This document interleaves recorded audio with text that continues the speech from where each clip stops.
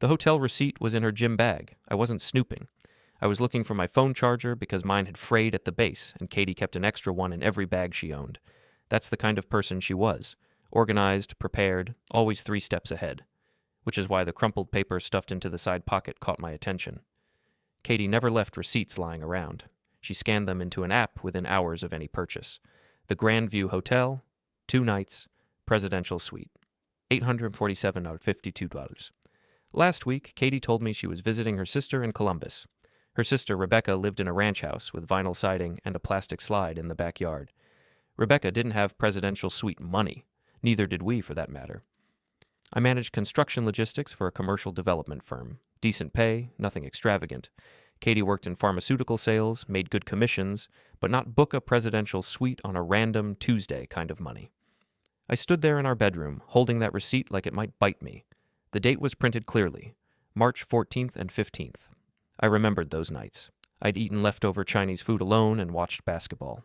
Katie had texted me goodnight both evenings around 10. Normal texts. Love you, babe. Miss you. Sleep tight. I photographed the receipt with my phone and put it back exactly where I'd found it. That was 3 days ago. Since then, I'd been watching. Not actively investigating. I'm not that guy, the one who tracks his wife's phone or hires private investigators. I just paid attention. Really paid attention. And once you start noticing the small things, you can't stop. Like how Katie's phone was now always face down on surfaces. How she'd started closing the bathroom door even when she was just brushing her teeth. How she'd developed this habit of checking her reflection in every mirror she passed, adjusting her hair, smoothing her blouse. Small vanities that seemed new, performed for someone who wasn't me. Tuesday night, she came home from work at 7:30, kissed me on the cheek while I was loading the dishwasher, and announced she was going to take a quick shower before dinner. "How was the office?" I asked. "The usual," she said, already halfway down the hall. "Peterson's being impossible about the new product launch. I swear that man couldn't organize a 1-car funeral." I'd heard that complaint before. Peterson was her regional manager, perpetually incompetent in her descriptions. I'd never met the man. While the shower ran, I glanced at her purse on the kitchen counter. Her phone was inside, screen glowing with a notification. I didn't touch it, didn't need to. The preview was visible from where I stood, thinking about you. Friday can't come fast enough. The sender's name was just a letter. D. I turned back to the dishes, rinsed a plate, loaded it into the rack. My hands were steady. That surprised me. I thought I'd feel something. Anger, betrayal, the sharp spike of adrenaline that comes with confirmation. Instead, I felt almost nothing. A strange, cold calculation settling into my chest like fog. Katie emerged 20 minutes later in yoga pants and an oversized sweater, her hair damp and smelling of lavender shampoo. We ate chicken stir-fry at the dining table while she scrolled through her phone between bites. I asked about her day. She answered. I told her about a project delay at work. She made sympathetic noises. We were performing domesticity. Both of us. Me because I was gathering information. Her because, well, I didn't know yet. But I would.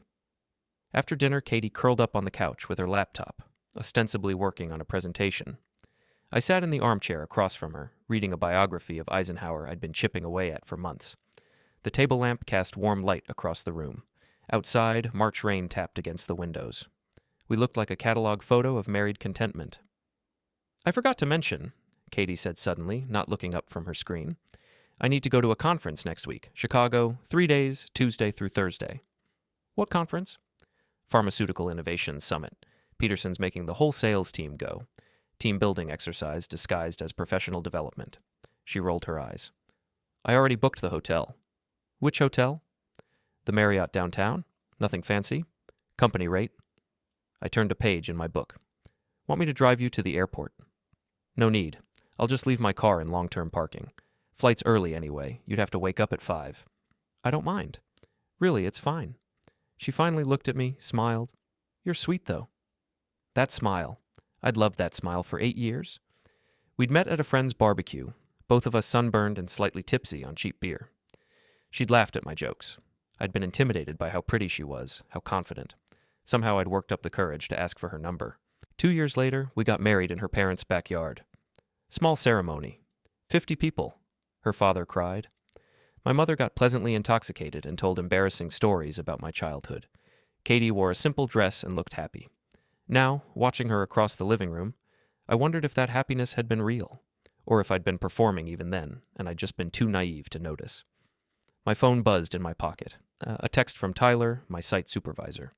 Early meeting tomorrow. Electrical inspection at 7 a.m. Don't be late. I replied with a thumbs-up emoji and set the phone on the side table. Katie closed her laptop. I'm exhausted. I'm going to bed early. I'll be up in a bit. She kissed the top of my head as she passed.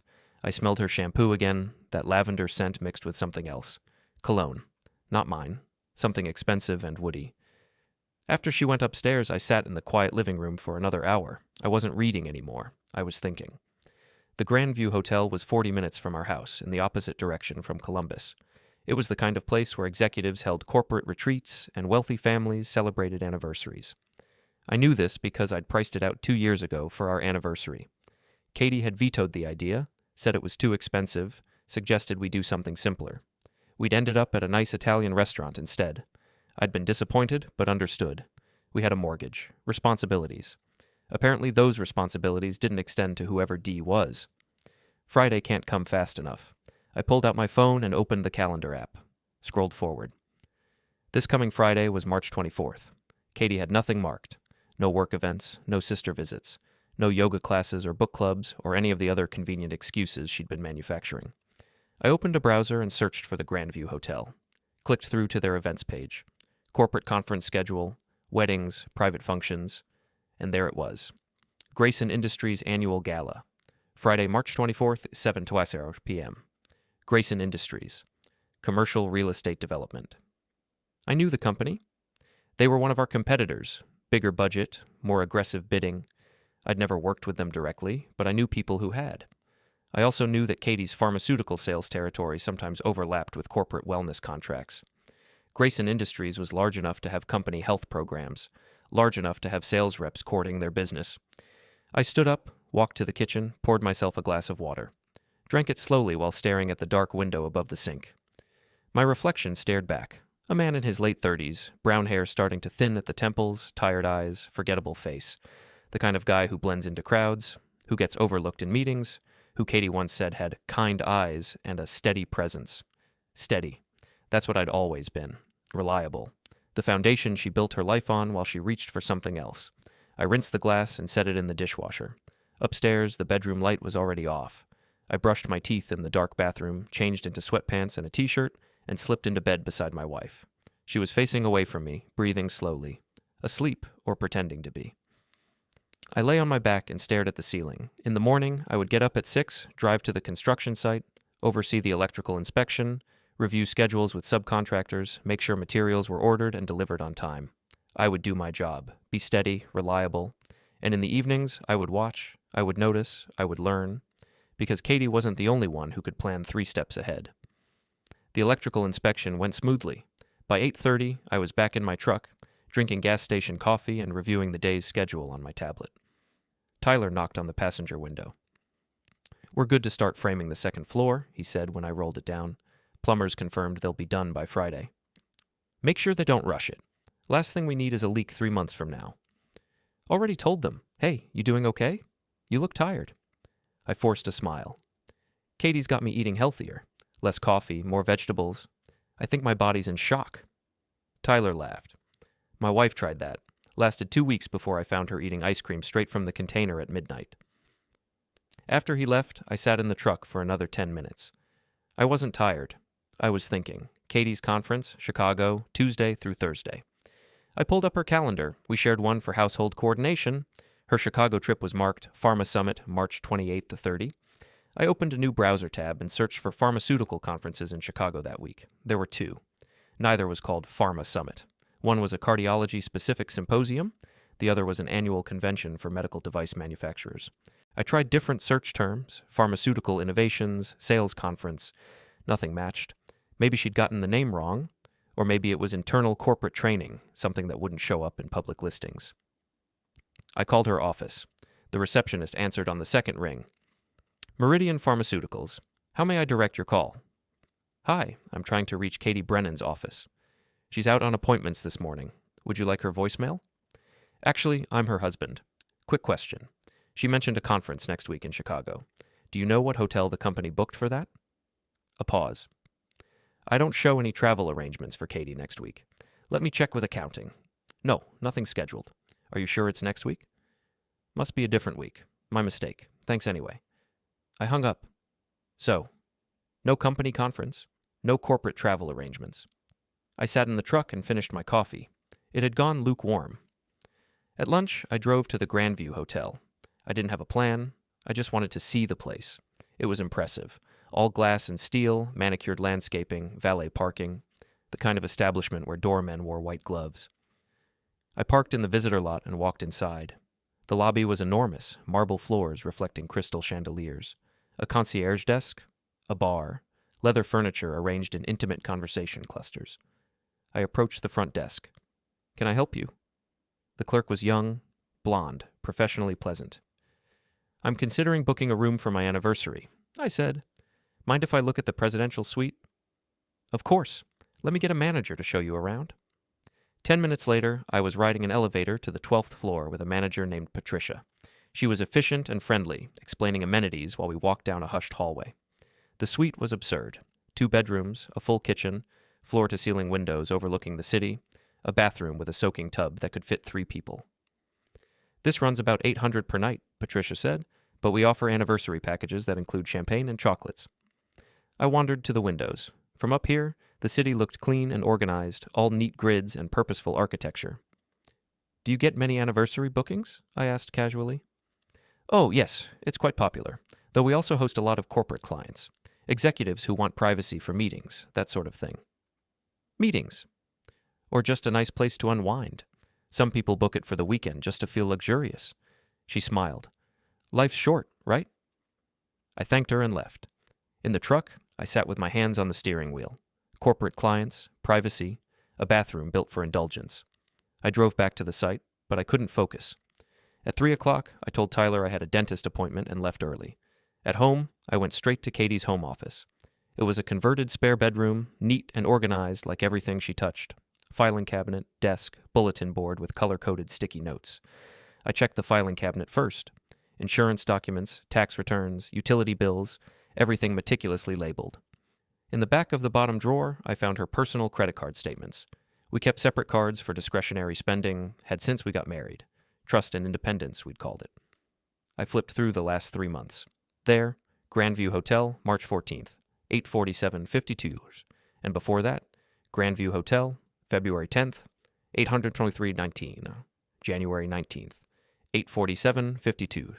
3 times, always 2 nights, always midweek. My hands were still steady. I photographed each statement, then put everything back exactly as I'd found it. Katie came home at 6, carrying Thai takeout. Surprise, she said, holding up the bags. I know you love their curry. We ate on the couch, watching a nature documentary about elephants. Katie rested her head on my shoulder. I stroked her hair absently while a narrator explained elephant family structures, how the matriarch leads the herd, how they mourn their lost ones. This is nice, Katie murmured. We should do this more often. Yeah. I feel like we've both been so busy lately, like ships passing in the night. I love you, she said quietly. I kissed the top of her head. Love you too. After she went to bed, I opened my laptop and searched for Grayson Industries employees. The company website had an executive page, photos, and names. I scrolled through CEO, CFO, VP of Operations, VP of Business Development, David Hartley, 43. Brown hair going silver at the temples, strong jaw, expensive suit. The kind of smile that probably charmed investors and closed deals. His bio mentioned Stanford MBA, 15 years in commercial real estate, married with 2 children. I clicked on his LinkedIn profile.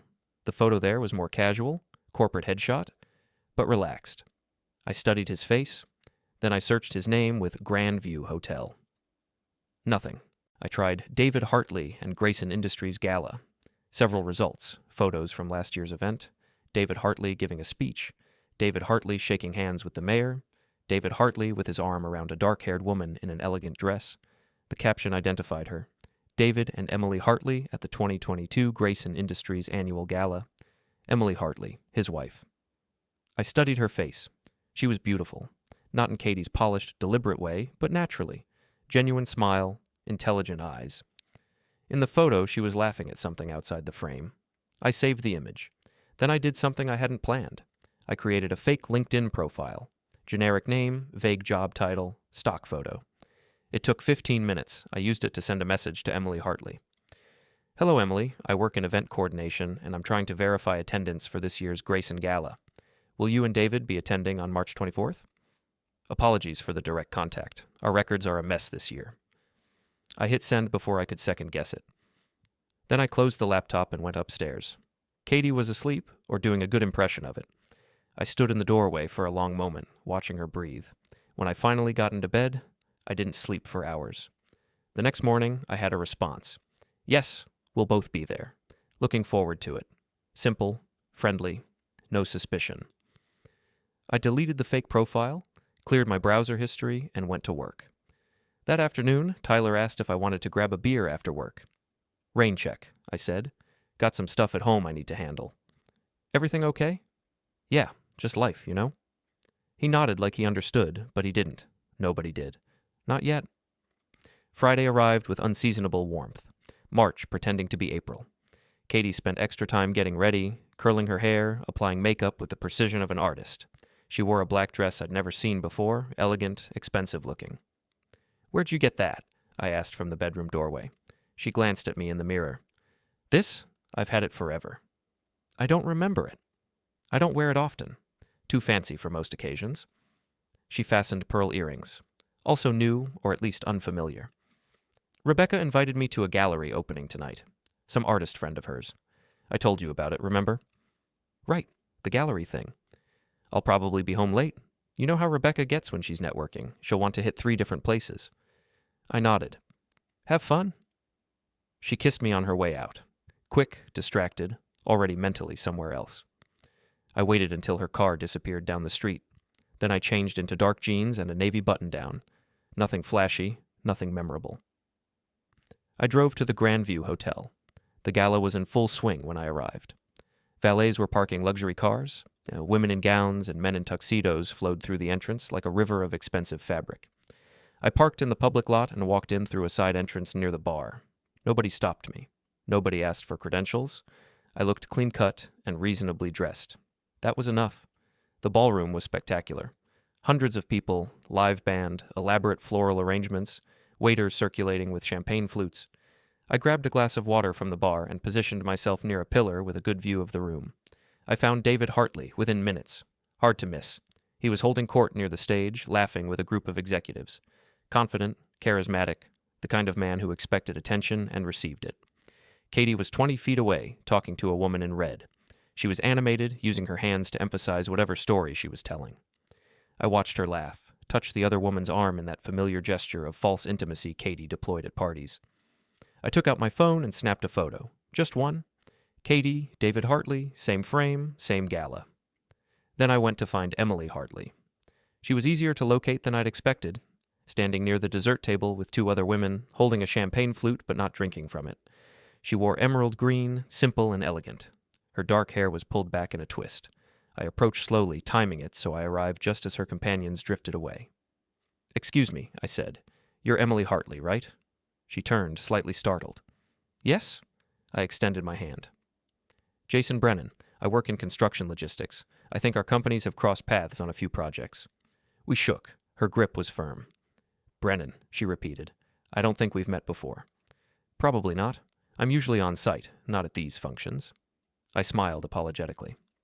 "Actually, I'm sort of crashing. A friend mentioned the gala, and I was curious about the venue, considering it for a company event." "Well, it's certainly impressive." She gestured at the room. "Though I think half of these people are here for the open bar." I laughed. "Probably true. Is your husband around? David, right? I've heard good things about Grayson Industries." "He's somewhere." She scanned the room, then pointed. "There, by the stage." I followed her finger. David Hartley was still with his executive cluster, but now Katie had joined them. She was standing close to David, her body language subtly angled toward him. As I watched, he said something and she laughed, touching his arm briefly. Emily noticed my attention. "Do you know someone here?" "Actually," I said slowly, "I think that's my wife, the woman talking to your husband." Emily's expression shifted. Not dramatically, but I saw it. A tightening around her eyes. "Small world. she said carefully.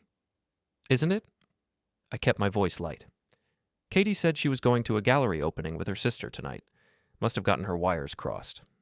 Katie, Emily repeated. She was still looking at them. That's her name? Katie Brennan.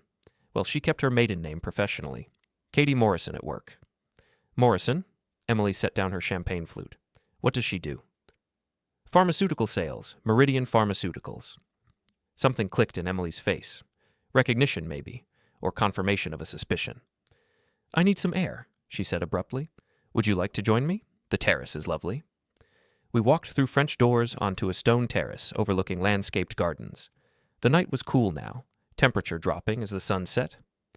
Emily crossed her arms, staring at the hedges. How long have you been married? She asked. 8 years. You?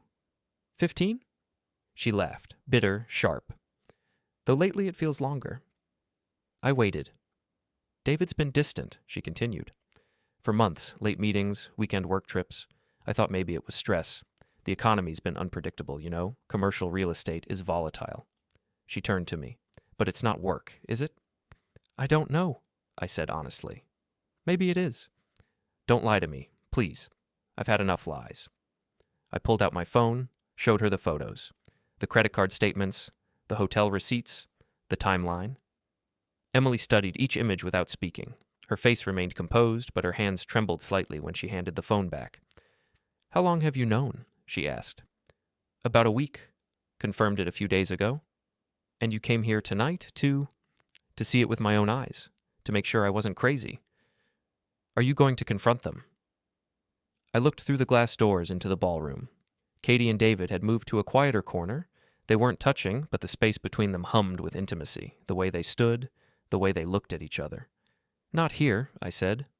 Emily nodded slowly. What are you going to do? I don't know yet. What are you going to do? She didn't answer immediately. We stood in silence, two strangers bound by the same betrayal, watching our spouses pretend.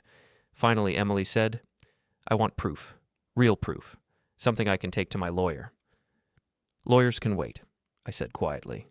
She looked at me sharply. What does that mean? It means I think we should be smart about this. Patient, people like them. I gestured toward the ballroom. They're used to getting what they want. Used to being in control. And I think we should take that control away. Emily studied my face for a long moment. You seem very calm. So do you. I'm not. I'm furious. I'm just good at hiding it.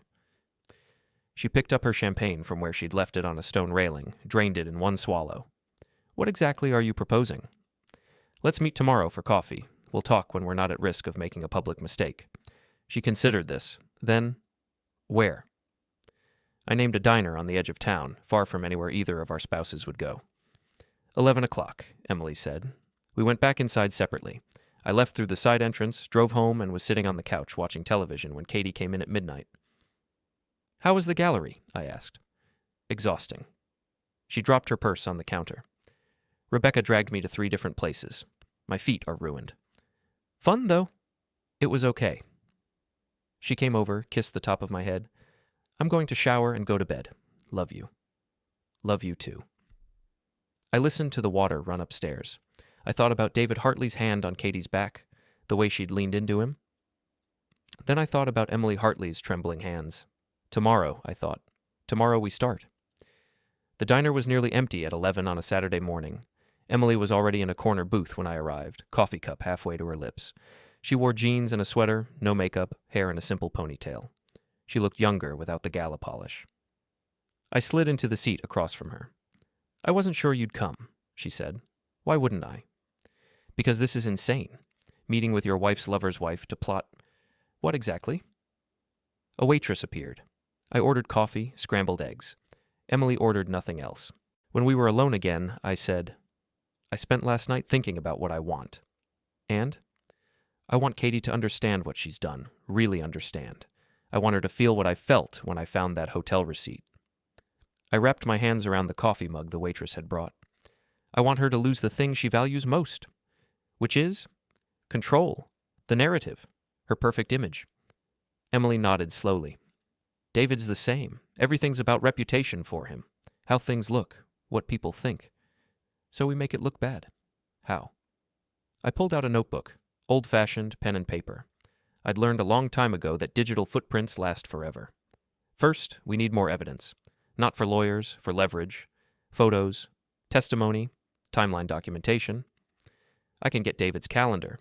He keeps a physical one in his home office. Good. I need to know when they're meeting, where, how often. What about your wife's schedule?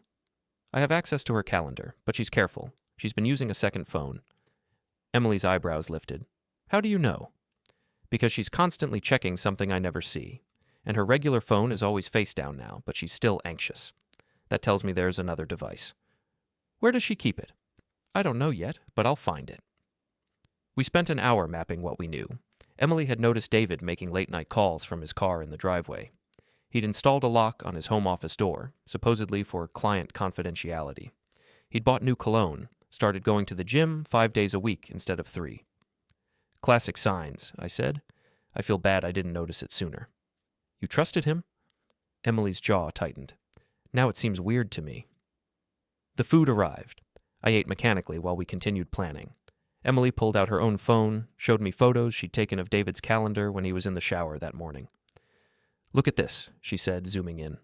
Wednesday afternoons. He blocks out 3 hours every week. No notation, just a gray block. That's been going on for 2 months. Where does he say he's going? Client meetings, off-site inspections, varies. I cross-referenced with Katie's calendar on my phone. Wednesday afternoons, Katie marked field visits, territory sweep. They're meeting Wednesday afternoons, I said. Where? Probably the hotel. It's their pattern. Emily screenshot David's calendar entries. I'll start documenting everything. Times, dates, inconsistencies in his stories. Don't let him notice. If he suspects anything, they'll get careful. I know how to be discreet. We finished our coffee. Before leaving, Emily said, What's the endgame here, Jason? Exposing them publicly? Divorces? What? I want them to suffer, I said simply.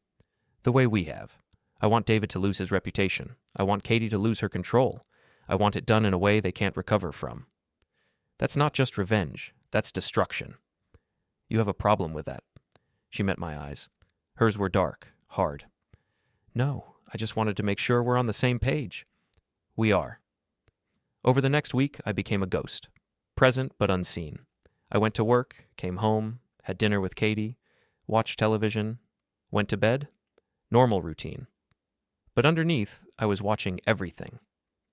I found Katie's second phone on Tuesday. She'd hidden it in a tampon box under the bathroom sink. Clever, since she knew I'd never look there. While she was at the gym, I powered it on. Passcode protected, but I knew Katie's patterns. She used variations of the same numbers. Our anniversary, her birthday, her sister's birthday. I tried our anniversary digits backward. It unlocked. The message thread with David went back 5 months, hundreds of messages. Some practical, meeting times, hotel confirmations, others intimate in that careful, coded way people use when they're afraid of evidence. I'm counting the hours until our next meeting. Being apart from you is unbearable. You make me feel alive again. I photographed everything. Every message, every photo they'd exchanged. There were several. David in a tuxedo, Katie in lingerie I'd never seen. I uploaded them to a cloud account Katie didn't know about, then wiped the phone clean and put it back. Wednesday afternoon, I left work early. Told Tyler I had a personal appointment. He didn't ask questions. He'd learned I valued privacy. I parked across from the Grandview Hotel at 2:30. Katie's car arrived at 2:45. She valeted it, confident, unhurried. 10 minutes later, David's black Mercedes pulled up. I took photos of both arrivals. At 6 o'clock, they left separately. Katie first, looking relaxed and content. David 15 minutes later, loosening his tie as he walked to his car. I sent the photos to Emily with a single text, confirmed. Every Wednesday, her response came immediately. Thank you. What now? Now we apply pressure. Thursday night, I left an envelope on David's windshield while he was at the gym. Inside was a single photo. Him entering the Grandview Hotel. No note, no explanation, just the photo. Friday morning, Emily texted, He's paranoid. Keeps checking his car, looking over his shoulder. Good. Saturday, I created a fake email account and sent Katie a message at her work address. Someone knows about the Grandview. Be careful. She read it immediately. I'd set up a tracking pixel. She didn't respond, but within an hour, she'd changed her work email password. She spent the weekend anxious, checking her phones constantly. Sunday dinner was tense. Katie barely touched her food. "Everything okay?" I asked. "Fine, just work stress." "Want to talk about it?" "It's boring pharmaceutical politics. You wouldn't be interested?" "Try me." She forced a smile. "Really, I'm fine. Just need the weekend to decompress." After dinner, she disappeared into her office for 2 hours. I could hear her on the phone, voice low and urgent. I pressed my ear to the door but couldn't make out words. At 10, she emerged looking pale. "I'm going to bed early," she announced. "Okay, I'll be up soon." I gave her 30 minutes, then went upstairs. She was lying on her side, facing away from me, shoulders rigid. "Katie?" "Yeah?" "We should go away somewhere. Take a long weekend, just us." Silence. Then, "Maybe, after things settle down at work." "When will that be?" "I don't know. Soon." I got into bed. She didn't move closer. The space between us felt vast. "Do you still love me?" I asked the darkness. A pause. "Of course I do. Why would you ask that?" "Just checking." In the morning, she was gone before I woke up. A note on the kitchen counter. "Early meeting. See you tonight. Love, Kay." I crumpled the note and threw it away. Then I texted Emily. "Phase 2. This week. You ready?" "Yes." "What do you need?" "David's home address, and a list of everyone he respects professionally." She sent both within an hour. I studied the list. David's boss, his biggest clients, industry colleagues, the mayor he'd posed with at last year's gala. I started making calls. By Wednesday, I'd planted seeds of doubt with 3 different people. Casual questions framed as concern. "Has David seemed stressed? Have you noticed anything off about his behavior? I'm worried about him. Wanted to check if you'd seen anything." People talk, especially in industries where reputation matters. Thursday afternoon, Emily called me. "David just got back from lunch with his CEO. He's locked in his office. I can hear him on the phone, but he's speaking too quietly for me to understand. Keep listening. Let me know if anything changes." 20 minutes later. "He just left. Didn't say where he's going. He looked angry. Follow him if you can." "I'm not..." "Emily, follow him."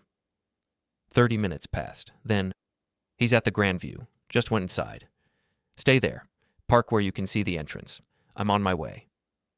I arrived in 15 minutes. Emily's car was in the far corner of the lot. I parked beside her and climbed into her passenger seat. "What's happening?" she asked. "We're going to walk in there together. You're going to confront David. I'm going to record it. And then we're going to make sure everyone knows exactly what he's been doing." Emily's hands were shaking on the steering wheel. "I can't. I'll lose control." "You won't, because you're better than him. And you deserve better than this." She stared at the hotel entrance. "What about your wife?" "She's probably in there too. Wednesday afternoon, remember?" Emily took a deep breath, released it slowly. "Okay, let's go." We walked across the parking lot together, through the lobby, up to the front desk. "I need to know what room David Hartley is in," Emily said firmly. "I'm his wife. It's an emergency." The clerk hesitated. "Please," Emily said. "It's urgent." The clerk typed, "Suite 1247. Should I call up?" "No," Emily said. "I'll surprise him." In the elevator, Emily's breathing was rapid. I put a hand on her shoulder. "You're doing great." "I feel like I'm going to throw up." "You're angry. That's different." The 12th floor hallway was silent. We found Suite 1247. Emily raised her hand to knock, then hesitated. "What if he's alone? What if I'm wrong?" "You're not wrong. Knock." She knocked. 3 sharp raps. Silence. Then footsteps. The door opened. David Hartley stood there in his undershirt and dress pants, face frozen in shock. "Emily?" "Don't," she said. Her voice was ice. "Don't say anything." Behind him, Katie appeared in the doorway to the bedroom, wearing a hotel robe. Her face went white when she saw me. "Jason," I pulled out my phone. Started recording. "Hi, Katie," I said pleasantly. "How was your territory sweep?" Nobody moved for 3 long seconds. We stood in that hotel doorway like figures in a grotesque tableau, Emily and I in the hall, David and Katie frozen in the suite, everyone's brains struggling to catch up to what was happening. David recovered first. "Emily, this isn't..." "Shut up," Emily said. Her voice was perfectly level. "Just shut up." Katie pulled the robe tighter around herself. "Jason, please, let me explain." "Explain?" I kept the phone steady, recording everything. "Sure. Explain how you're at a territory sweep in a hotel suite with another woman's husband. I'm curious to hear this. Katie's eyes darted between me and Emily, calculating. Even now, caught in the worst possible way, she was trying to find an angle. We should go inside, David said. Not have this conversation in the hallway. Actually, I said, I think the hallway's perfect, unless you want the people in the neighboring suites to hear everything. Emily pushed past David into the suite. I followed, still recording. David backed up, hands raised in a placating gesture that made me want to hit him. The suite was a mess. Champagne bottle on the table, clothes scattered across the floor, the bed visible through the bedroom door, sheets tangled. Evidence of an afternoon neither of them thought would be interrupted. Emily picked up Katie's blouse from where it lay draped over a chair. How long? She asked David. How long? 5 months, Katie said quietly. Emily turned to her. Did he tell you he loves you? Katie blinked. That's not because he told me he loved me this morning, right before he left for his client meeting. Emily's laugh was jagged. Did he mention his children? My children? That we have 2 kids in middle school who think their father is a hero? Emily, please, David started. Don't. Emily threw Katie's blouse at him. Don't you dare ask me for understanding. Not now. Not after 15 years of marriage in this. I was still recording. Katie had moved to the bedroom doorway, arms wrapped around herself. She looked smaller somehow, diminished. Jason, she said softly, can we talk privately? Why? So you can try to manage me? Spin this into something it's not? I lowered the phone slightly, met her eyes. I found the hotel receipts in January, Katie. I've known for weeks. I've seen every message on your second phone. I know about every Wednesday afternoon for the past 5 months. The color drained from her face completely. She couldn't finish. I watched, I documented, I waited. I smiled without warmth. Turns out I'm very patient when I need to be. David stepped forward. Look, we're all adults here. We can discuss this rationally. Rationally, I repeated. That's interesting. Was it rational when you were telling my wife she made you feel alive again? Or when you booked a presidential suite every week to... Stop. Katie's voice cracked. Just stop. Why? You didn't stop. Neither of you stopped. You just got more careful. I looked at David. Or you thought you did. Funny thing about being underestimated. People don't see you coming. Emily had moved to the window. She stood with her back to us, shoulders shaking slightly. David said quietly, I never wanted to hurt you. But you did. She didn't turn around. You chose to hurt me, over and over, every Wednesday afternoon, every lie about client meetings. Now she turned. Tears tracked down her face, but her voice was steady. Did you ever think about our kids? Of course I did. Did you? Emily stepped closer. When you were here with her, did you think about your daughter's piano recital last month? The one you missed for a work dinner? Did you think about your son asking why you're always too busy to help with his homework? David's jaw tightened. That's not fair. Nothing about this is fair. Emily's composure finally cracked. You threw away 15 years for what? For someone you can't even be seen with in public? For hotel rooms and sneaking around? It's more than that, Katie said suddenly. We didn't plan this. It just happened. Emily laughed, harsh, bitter. It just happened. God, you're a cliché, both of you. She looked at me. You have everything recorded? I nodded. Good. She turned back to David. I want you out of the house by tomorrow night. Take whatever you can carry. Everything else we'll divide through lawyers. Emily, wait. No, I'm done waiting. I'm done wondering. I'm done pretending I don't see what's right in front of me. She grabbed her purse from where she'd dropped it. You destroyed our family. You destroyed our life. For what? For this? She gestured at Katie with disgust. Hey, Katie said defensively. You don't know anything about you? Emily cut her off. I know enough. I know you're someone who sleeps with married men. I know you're a liar. And I know that whatever David promised you, whatever fantasy you've been living in these hotel rooms, it ends today. Katie turned to me. Jason, please. We need to talk. Alone.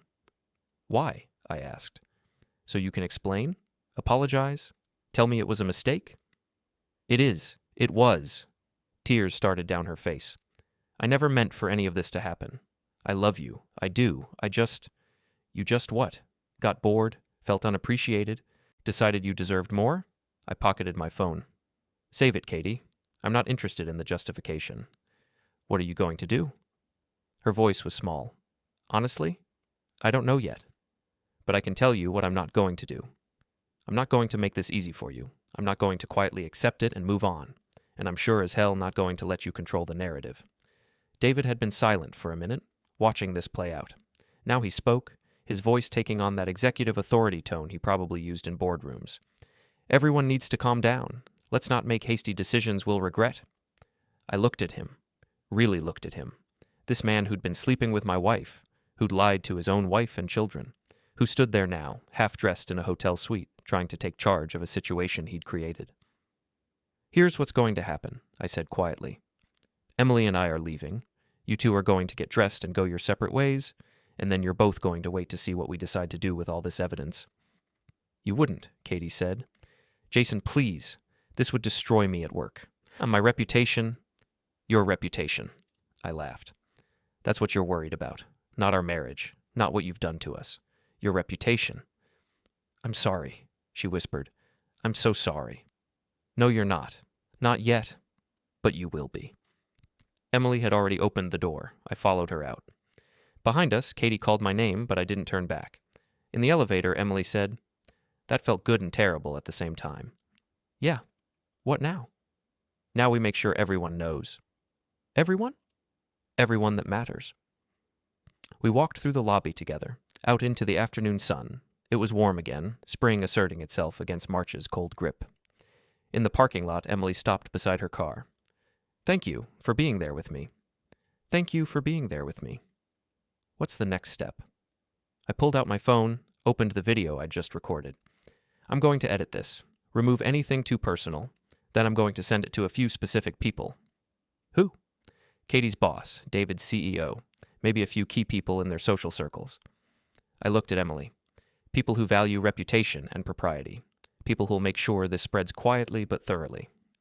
That's career destruction. Yes? They'll lose everything. Not everything, just the things they care about most. I met her eyes. You okay with that? Emily was quiet for a long moment. Then, they destroyed our marriages, our families, our trust. Turnabout feels fair.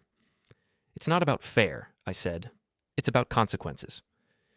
We exchanged numbers, made plans to meet again in 2 days. Then Emily drove away, leaving me standing alone in the parking lot. I sat in my truck for a while, watching the hotel entrance. Eventually, Katie emerged.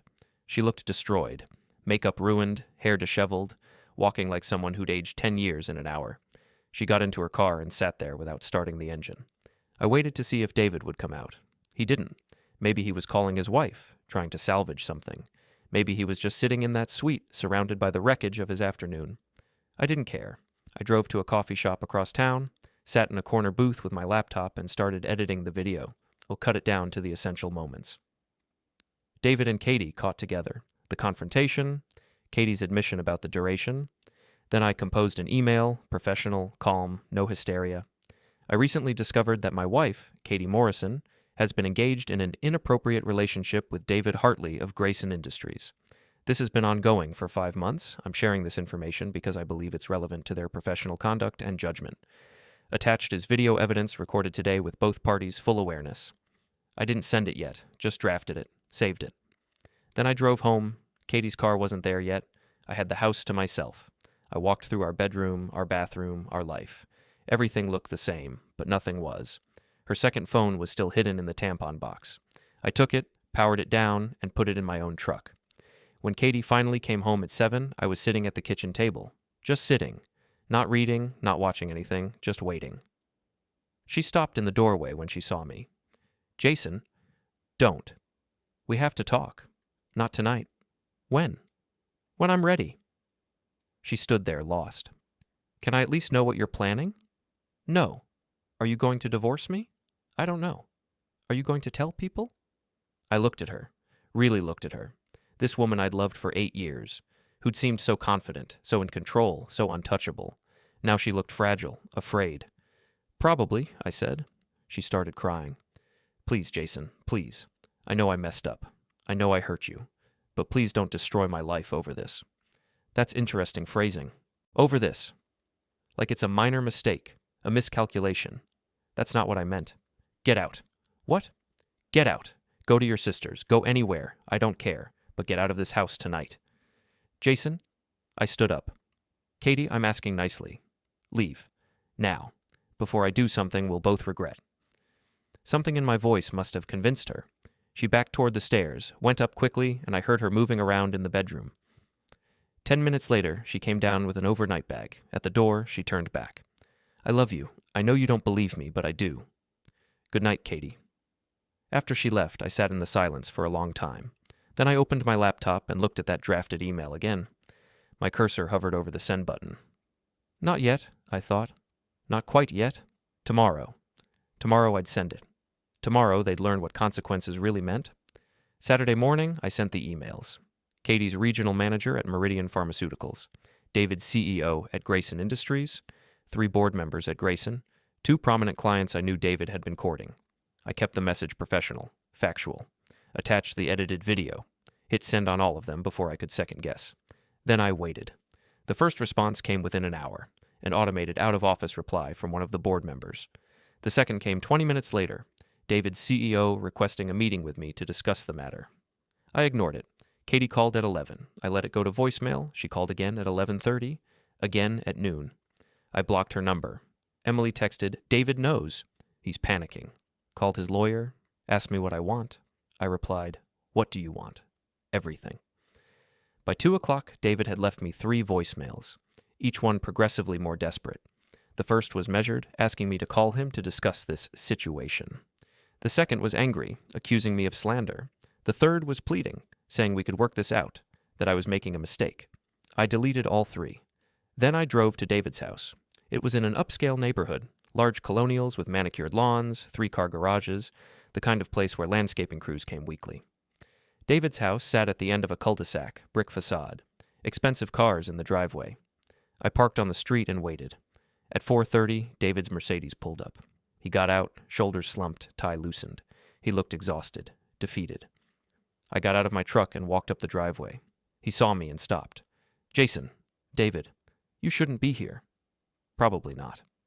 We stood 10 feet apart. Suburban Saturday sounds around us. Someone mowing a lawn 3 houses down, children playing in a backyard nearby, the distant hum of highway traffic. What do you want? David asked. To see you. You've seen me, now leave before I call the police. And tell them what? That the husband of the woman you've been sleeping with showed up at your house? I'm sure that'll go great for your reputation. David's jaw tightened. I could have you arrested for harassment.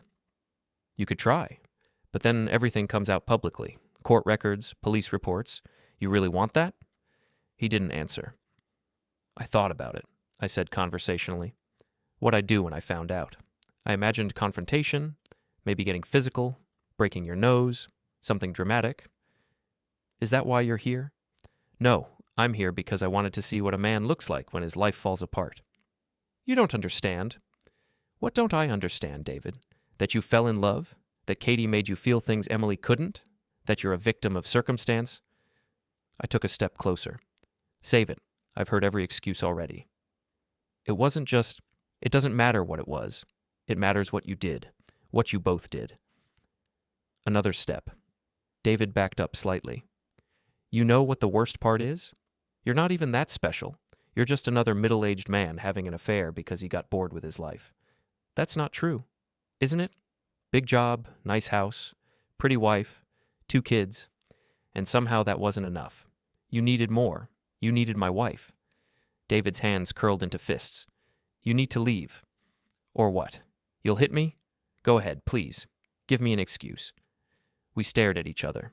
I could see the calculation in his eyes, weighing options, assessing risk. Executive thinking applied to personal disaster. I'm not going to fight you, he said finally. No, you're not, because you're a coward. You hide behind money and status and carefully crafted image, but underneath, you're nothing. Get off my property. Instead, I walked to his Mercedes. It was pristine, detailed and waxed, probably cleaned weekly. I pulled out my keys and dragged them along the driver's side door. The sound of metal on paint was satisfying. What are you doing? David shouted. I kept going. Hood, passenger door, all the way around. Long, deep scratches marring the perfect surface. David rushed forward. I turned to face him, and he stopped. Hit me, I said. Come on. You're bigger, wealthier, more successful. Hit me. He didn't. That's what I thought. I pocketed my keys. You know what's going to happen now? Everyone you know is going to see that video. Your colleagues, your clients, your friends. They're going to know exactly what kind of man you are. You've already destroyed my career. Your career? You destroyed your career. I just made sure everyone knew about it. I stepped closer. David backed against his damaged car. You destroyed your marriage. You destroyed mine. You destroyed your children's image of their father. And for what? For Wednesday afternoons in a hotel room? It was more than that. Was it? I leaned in. Tell me, David. Was it worth it? He didn't answer. Because from where I'm standing, you gave up everything for someone else's wife. Someone who was using you the same way you were using her. Mutual exploitation dressed up as romance. I straightened. And now you have nothing. Emily will take everything. The house, the kids, half your money. And you'll let her, because if you fight, this gets even messier. I smiled without humor. You'll pay for what you did for the rest of your life. Every month, every year, watching your money disappear, seeing your kids on alternate weekends, knowing everyone you respected thinks you're pathetic. David's face had gone pale. I could destroy you too. How? You going to tell people I keyed your car? That I showed up at your house? Go ahead. I'll tell them why. I'll make sure everyone knows the full story. I turned to leave. Enjoy your weekend, David. I hear they get lonely. I walked back to my truck. Behind me, David stood motionless in his driveway, staring at his ruined car. I drove to a bar on the other side of town, ordered whiskey, drank it slowly while I thought about what I'd just done. My phone buzzed. Emily. David just called. He's a mess. Said you came by? I replied. Seemed only fair. Did you hurt him? No. Just his car. Good. I ordered another drink. Katie called again, from a different number. I answered this time. Jason, please. How'd you get this number? It's Rebecca's phone. Jason, listen to me. David just called. He said you showed up at his house. He said you... I what? Made him feel scared? Uncomfortable? Welcome to my world, Katie. This isn't you. This isn't who you are. You don't get to tell me who I am. Not anymore. Everyone's going to know. My boss already called. They're launching an investigation. I'm suspended pending review. Her voice broke. Jason, they're going to fire me. Everything I've worked for. Consequences, I said. That's all this is. Consequences for choices you made. I know I screwed up. I know I hurt you. But please, please don't do this. Don't destroy my entire life. I'm not destroying anything. I'm just making sure people know the truth. The truth? She laughed, bitter, desperate. The truth is you're doing this for revenge. Not justice, not morality, revenge. Maybe. Does that change anything? Silence on the line. I thought you loved me, she said quietly. I did. I do. That's why this hurts so much. I finished my drink. But love isn't enough when there's no trust, no respect, no honesty. So what happens now? I don't know, Katie. I honestly don't know. Are you going to divorce me? Probably. Jason, I have to go. Wait, please. Can we meet? Talk face to face? Why? So you can try to manipulate me? Use those 8 years to guilt me into forgiveness? No, so I can apologize. Really apologize. Not on the phone, not like this. I considered it. Tomorrow, noon, the coffee shop on Maple. You show up alone. I will, thank you. Thank you, Jason. I hung up. The bartender refilled my glass without being asked. Rough day? Rough month. Want to talk about it? Not really. He nodded and moved away. I sat there until dark, drinking slowly, thinking about tomorrow, about what Katie would say, what excuses she'd offer, what promises she'd make. None of it mattered. I knew that. But some part of me, the part that had loved her for 8 years, that had planned a future with her, needed to hear it anyway, needed that final confirmation that we were really over. My phone buzzed again. Emily, thank you. For today. For everything. I couldn't have done this without you. You could have. You're stronger than you think. Maybe. But I'm glad I didn't have to be alone. Me too. I paid my tab and drove home. The house was dark and empty. Katie's things were still everywhere. Her coffee mug in the sink, her jacket on the coat rack, her shoes by the door. I left it all where it was. Tomorrow, I thought. Tomorrow we finish this. The coffee shop was crowded for a Sunday afternoon. Families, couples, people escaping the last remnants of winter in steamed milk and conversation. I arrived early, got a table in the back corner where we'd have some privacy. Katie showed up 10 minutes late. She looked terrible. No makeup, hair pulled back messily, wearing jeans and a sweatshirt I recognized from college. The confidence I'd always associated with her was gone.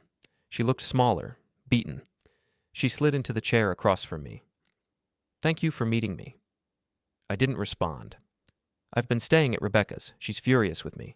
Hasn't stopped lecturing me since I got there." Katie attempted a smile. It died quickly.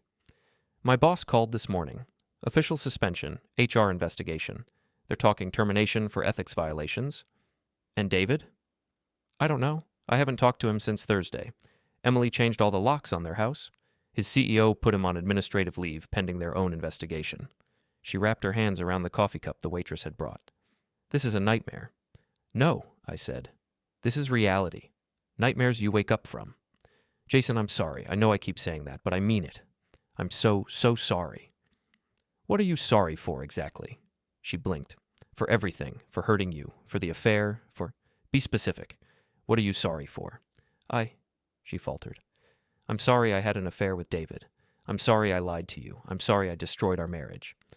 "Are you sorry you got caught?" "That's not fair." "Answer the question." Katie's eyes filled with tears. "Of course I'm sorry I got caught. But I'm also sorry I did it in the first place. Both things are true." I nodded slowly. "At least you're honest now." "I never wanted to hurt you." "But you did. Repeatedly. For 5 months. Every Wednesday afternoon. Every lie about work trips and gallery openings and sister visits." I leaned forward. "Did you ever think about me while you were in that hotel suite?" "Yes." "And you did it anyway?" "Yes." "Why?" She was quiet for a long moment. Outside, traffic moved past the window. Inside, the espresso machine hissed and steamed. "Because I felt invisible," she said finally. "In our marriage, in my life. Like I was just going through motions. Work, home, dinner, sleep, repeat. And David, he saw me. He made me feel special. I saw you. You saw who I used to be, who I was when we got married. David saw who I am now." "And who are you now, Katie?" She didn't answer. "Because from where I'm sitting, you're someone who cheats on her husband, who lies, who prioritizes her own wants over everything else. Is that who David saw?" "You're being cruel." "I'm being honest. Something you forgot how to do?" The waitress appeared, asked if we wanted food. We both declined. She left menus anyway. "What do you want from me?" Katie asked. "Tell me what I can do to fix this." "You can't fix it. There has to be something." "There isn't. So that's it? 8 years gone? Just like that?" "Not just like that. You spent 5 months destroying it. I'm just acknowledging what you already did." Katie's tears spilled over. "I love you. I know you don't believe me, but I do. I never stopped loving you. You have a strange way of showing love. People make mistakes." "This wasn't a mistake, Katie. Mistakes are accidents. Mistakes happen once. You made a choice. Every single Wednesday, every text message, every lie. Those were choices. So you're going to leave me with nothing? No marriage, no job, no reputation?" "I'm going to leave you with exactly what you left me, the truth." I pulled an envelope from my jacket. "Divorce papers. Already filed. You can respond or not. Either way, I'm done." She stared at the envelope. Didn't touch it. "I went to see David yesterday," I said. "At his house." Her eyes widened. "What did you do?" "We talked. I keyed his car. Nothing dramatic." "Jason, he's pathetic, by the way. Just in case you were wondering. Standing in his driveway, begging me not to ruin his life, as if his life wasn't already ruined by his own choices." "You can't keep doing this. Harassing us. It's what? Wrong? Unfair?" I laughed. "You two had an affair for 5 months, and I'm the one who's wrong?"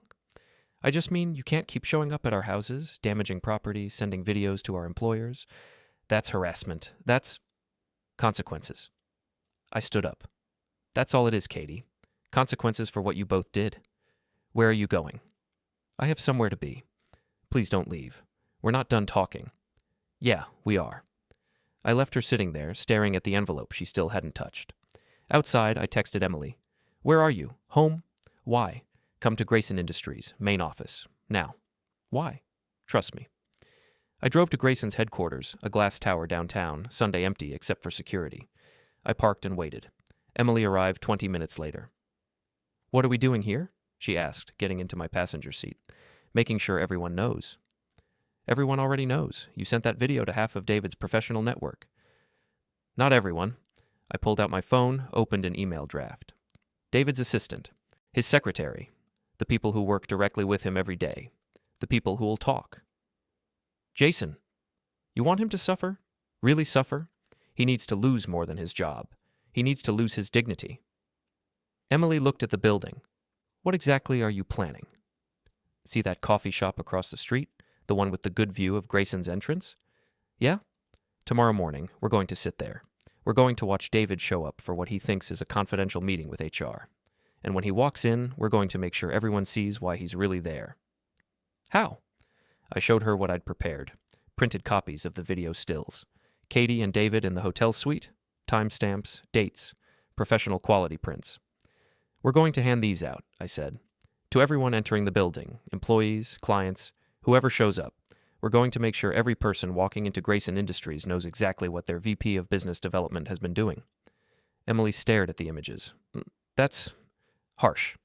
Yes. They'll call the police. Probably. But by then, everyone will know. It'll be too late." "Jason, I don't know if I can—" "You don't have to. I'll do it alone if you want." She was quiet. Then, "No, I'm in. He deserves it." "You sure?" "I'm sure."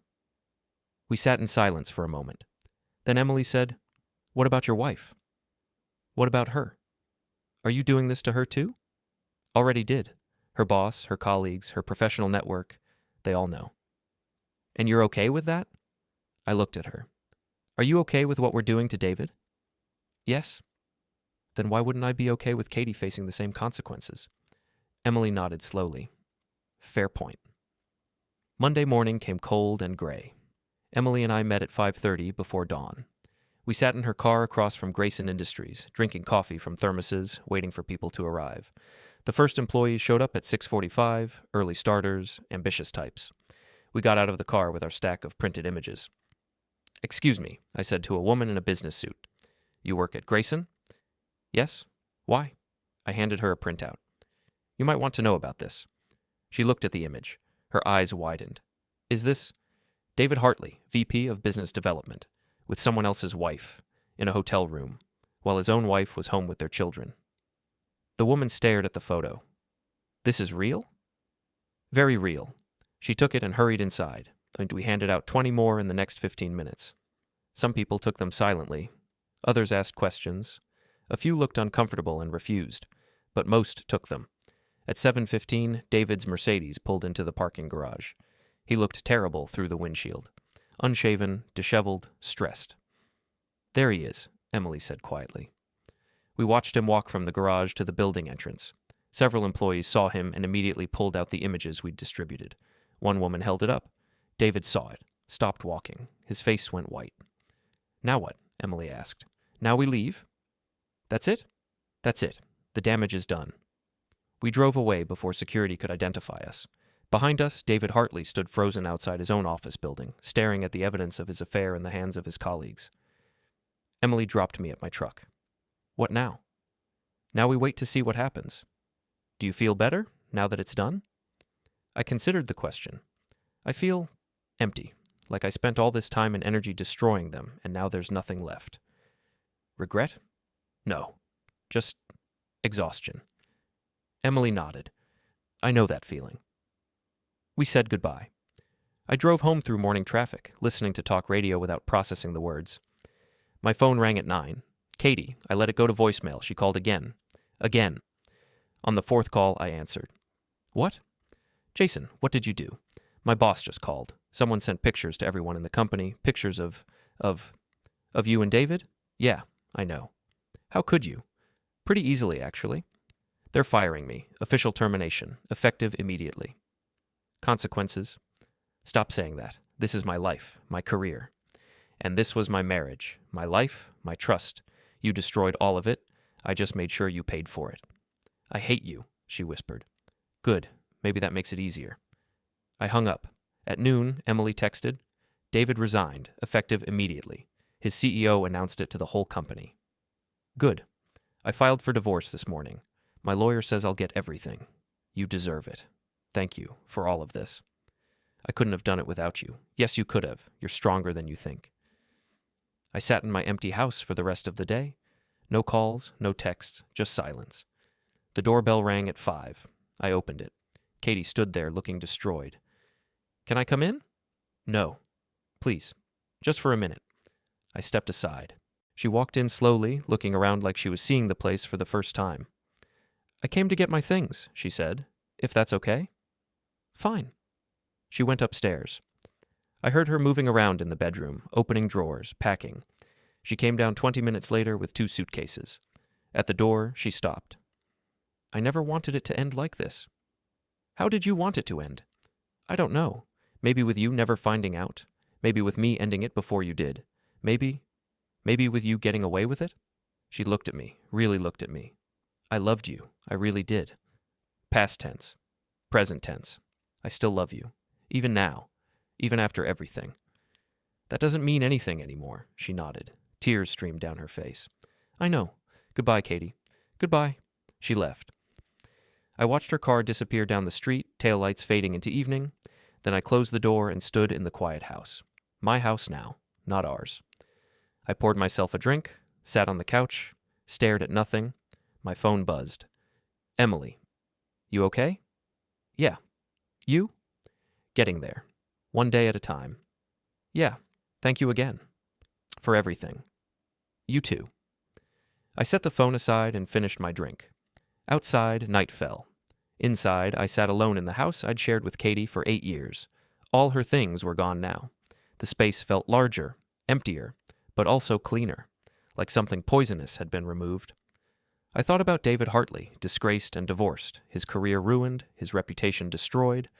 I thought about Katie, fired and humiliated, facing an uncertain future with nothing to show for her 5 months of Wednesday afternoons. I thought about Emily, taking back control of her life, her children, her future. And I thought about myself, sitting alone in the wreckage of my marriage, victorious but hollow. Was it worth it? The revenge, the destruction, the careful planning and execution? I didn't know. All I knew was that they'd paid for what they'd done, that justice, or something like it, had been served, that the people who'd betrayed me had faced consequences for their actions, and that tomorrow I'd wake up in this empty house and start figuring out what came next. Not forgiveness, not reconciliation, not closure, just next. I poured another drink and watched the darkness outside my window deepen. Somewhere across town, Katie was unpacking in Rebecca's guest room, facing a future she'd never planned